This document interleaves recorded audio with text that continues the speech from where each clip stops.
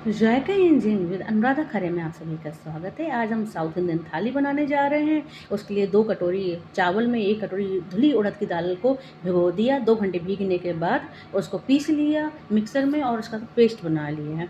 इसके बाद हमने 1 कटोरी अरहर की दाल, 1/4 कटोरी उड़द की धुली दाल और 1/4 कटोरी हमने चने की दाल ली है।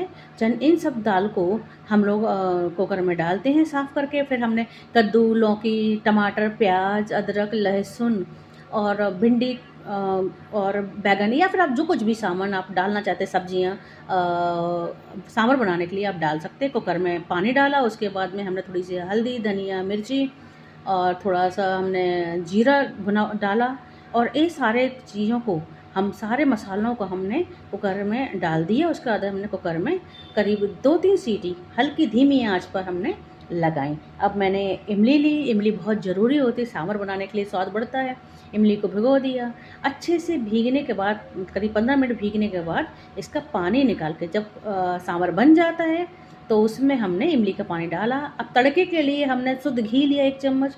उसके बाद हमने जीरा, राई और कड़ी पत्ता से हमने इसमें छौंका लगाया। उसमें थोड़ी सी हमने उड़द की धुली दाल भी डाल दी है। थोड़ा सा पानी हमने डाला है क्योंकि पानी के बाद हम थोड़ा सा सांभर मसाला और हींग हमने अच्छे से डाल दी है।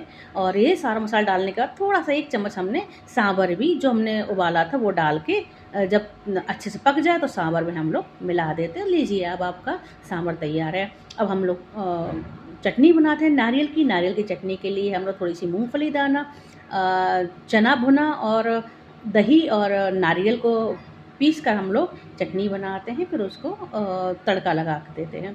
अब डोसा बनाने के लिए, डोसे के लिए हमने तवा लिया। ऑयल हम कम लगाते हैं, थोड़ा सा साफ़ कर करके हमने लगाया और इस तरह से डोसा जब चिपके नहीं ये और अच्छे से एक साइड से भुन जाए, फिर हमने मसाला, डोसा का मसाला हम बनाते हैं आलू का। आप अपने हिसाब से बना सकते हैं। इस तरह से हम डोसा बनाते हैं। इडली बनाने के लिए थोड़ा सा थिक बैटर चाहिए होता है और उसमें हम थोड़ा सा नमक डाल देते हैं। अब इडली स्टैंड में हम थोड़ा पानी डालकर इडली में हम लोग थोड़ा सा घी लगा के फिर इडली बनने के लिए एक सांचे में हम डाल देते हैं।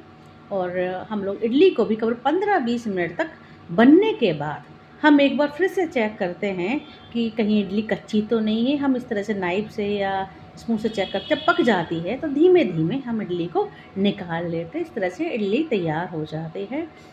बहुत सॉफ्ट और स्पंजी होती है अगर हम उड़द की दाल थोड़ी दाल ज़्यादा बनाएं। इस तरह से हमारी पूरी साउथ इंडियन थाली तैयार।